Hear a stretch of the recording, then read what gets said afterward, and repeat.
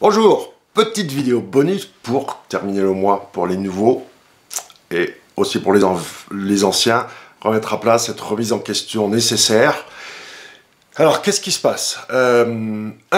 J'ai oublié de vous passer les recettes IFTTT qui sont l'automatisation que j'utilise pour le marketing.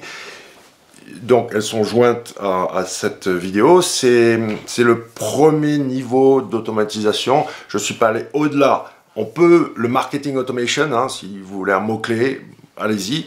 J'ai des collègues, j'ai des clients qui sont très très forts là-dedans. J'ai des potes qui sont même spécialisés là-dedans. Donc c'est pas que je vois pas le potentiel. Pour mon besoin personnel, j'ai Stéphanie, j'ai FTTT et ma solution est toujours hybride. Full marketing automation, encore une fois, pour moi, dans mon cas perso, je n'en veux pas. J'en suis revenu de vouloir tout automatiser. Pour moi, le meilleur, c'est une solution. Est-ce que c'est plus droit là? Voilà. Ok. Une solution hybride. Point virgule. Next. Au niveau du son, j'étais pas tout à fait satisfait, notamment de la vidéo live à Barcelone. Problème, la caméra était juste au-dessus du rétroprojecteur. La dernière fois, j'ai enregistré avec mon laptop. D'habitude, c'était correct. Là, c'était moyen. Et ça, c'est un truc qu'il faut bien que vous intégriez au niveau de la qualité. Regardez ce qui se passe. Deux axes. FE, Q. FE, facteur emmerdement. Q, qualité. C'est-à-dire que plus vous allez dans la qualité, plus le facteur emmerdement, d'accord, est haut. Et ce que vous avez dans la tête, ce que vous imaginez, il est là. La réalité, le sweet spot, il est là. D'accord? Ça veut dire que typiquement, vidéo, on va en parler le mois prochain, mais la réponse que j'ai, c'est ouais, ben je sais, j'ai un copain, un membre de la famille qui a un studio, qui est professionnel, qui est photographe, machin. Pendant 10 ans, j'ai fait de la vidéo avec même pas mon smartphone. Ils m'ont dit ouais, on peut maintenant sur webcam. J'ai fait de la vidéo pendant 10 ans avec ma webcam. C'est tout. Ensuite, next, c'est le problème de...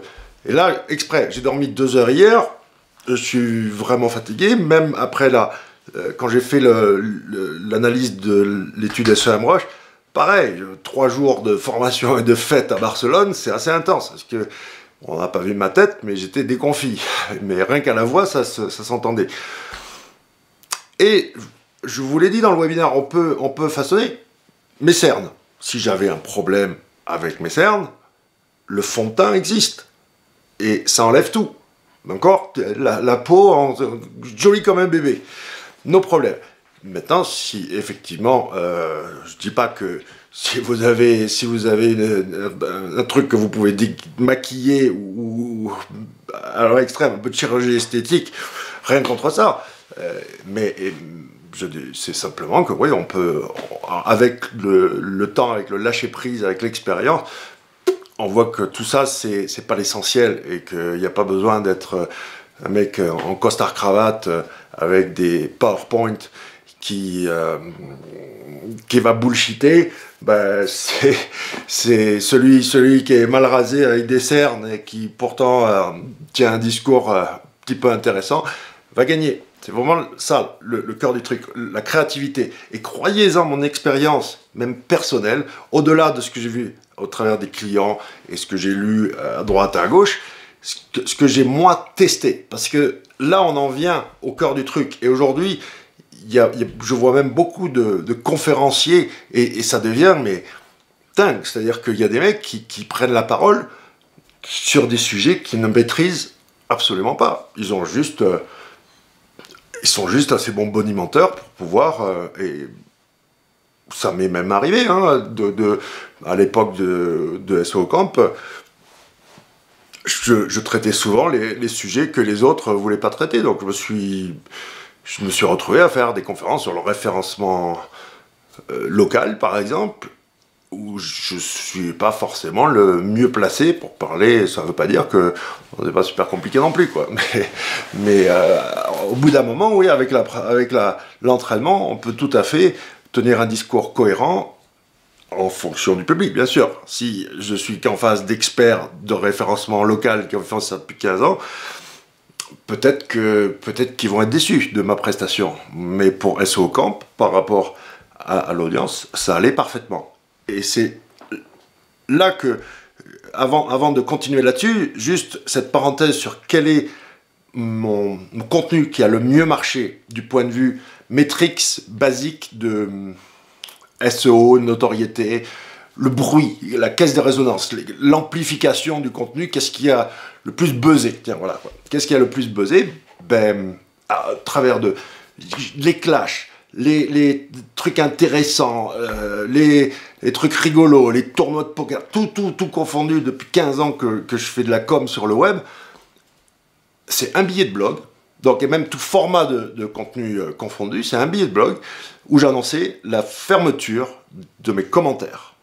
Alors on m'a même, tellement ça a fait du bruit, qu'on m'a même accusé d'avoir monté une opération de com pour le buzz. Alors que non, la vérité, je voulais juste vraiment fermer mes commentaires. Et on en parle encore aujourd'hui, quand un grand site de presse ferme ses commentaires, il y a toujours un qui revient et dit « Ah tiens, tu vois, c'est à cause de toi que le New York Times fait ses commentaires. » Non, j'ai pas cette prétention. Donc même si vous préparez au mieux votre stratégie de contenu, au mieux vos sujets, vous savez jamais ce qui va marcher. C'est pour ça aussi que un contenu par jour me semble être la cadence indispensable. Même si moi je l'ai prévu, c'est absolument impossible que j'arrive à cette cadence, en tout cas à très court terme.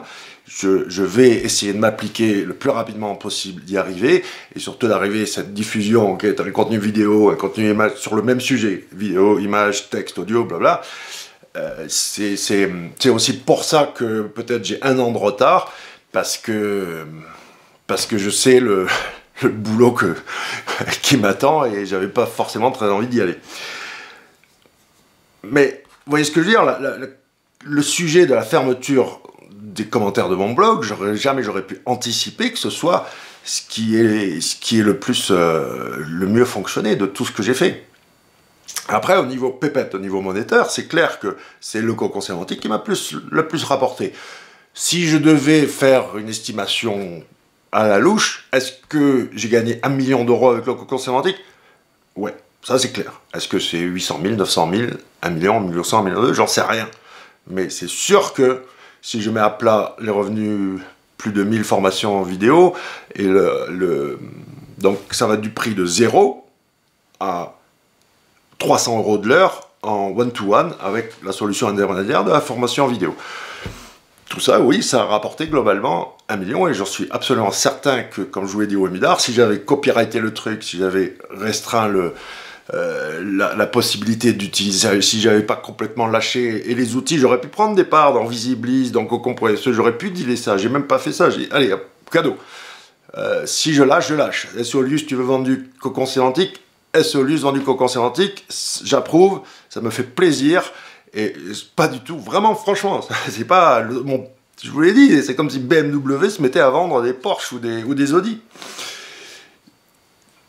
Troisième point, c'est, aujourd'hui, vous êtes rentré, donc pour les nouveaux, vous êtes rentré pour devenir référenceur, et là, vous vous retrouvez à vous gratter la tête, pour certains, à pas dormir, et à vous dire, ah merde, en fait, là, je suis carrément en train de revoir tout, ma façon de voir, même peut-être pas la vie, mais en tout cas la vie professionnelle et ma carrière, mon plan de carrière, qu'est-ce que je fous là, où est-ce que je veux aller.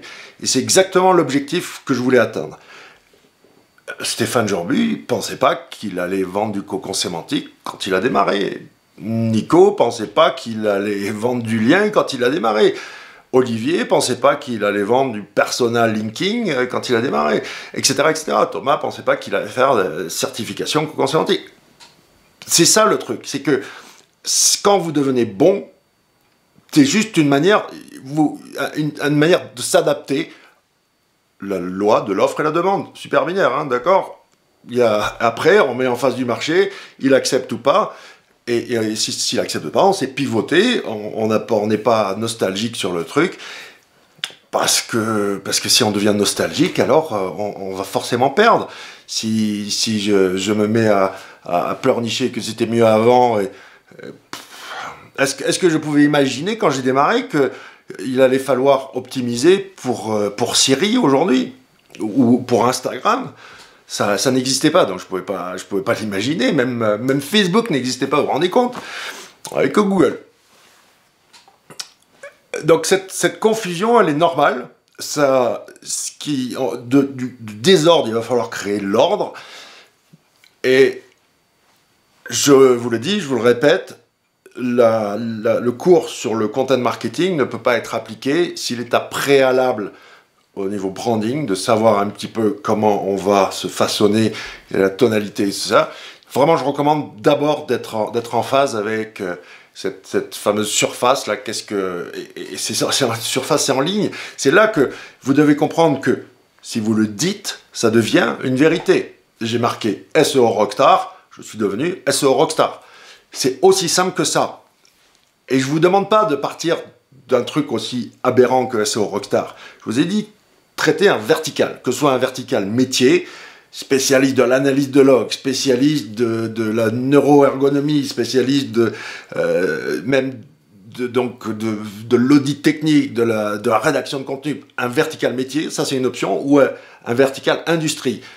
SEO pour les professions médicales, SEO pour les avocats, SEO. L'un n'empêche pas l'autre. Vous pouvez avoir tout à fait une front page consultant SEO, SEA 360 degrés, machin, et ensuite avoir un silo spécialiste SEO pour les avocats. Pourquoi? Parce que c'est quand même vachement plus facile et que par nature, par défaut, on va vous faire rentrer dans une case. Laurent Bourrelli, c'est cocon sémantique. Paul Sanchez, c'est netlinking. Paul Sanchez en sait autant sur le cocon sémantique que moi. Il ne veut pas aller sur le terrain content marketing, mais en termes purs SEO cocon, ça va, il a capté le truc. C'est pas de la recherche nucléaire non plus. Et j'ai capté aussi, je sais ce que fait Paul au niveau netlinking. Il n'y a aucun secret, il m'apprend rien. Mais on va vous mettre dans une case. Donc allez-y d'entrée, et ça n'empêche pas ensuite d'évoluer, de la spécialité référenceur pour les avocats. Et c'est là où j'en viens, parce que vous hésitez, vous n'êtes pas légitime, mais si il vous faudra 5 minutes pour être légitime en étant spécialisé SEO pour les avocats ou ce que vous voulez au niveau industrie. Pareil au niveau métier. Sauf que au niveau métier, il suffit pas. Vous le dites et ça devient vérité, mais après il faut quand même back up le truc. C'est-à-dire que si vous êtes, s'il y a rien, si vous n'êtes pas intéressant, le marché va vous refuser, va vous dire niet, c'est bullshit, j'en veux pas. Et ça sera aussi simple que ça.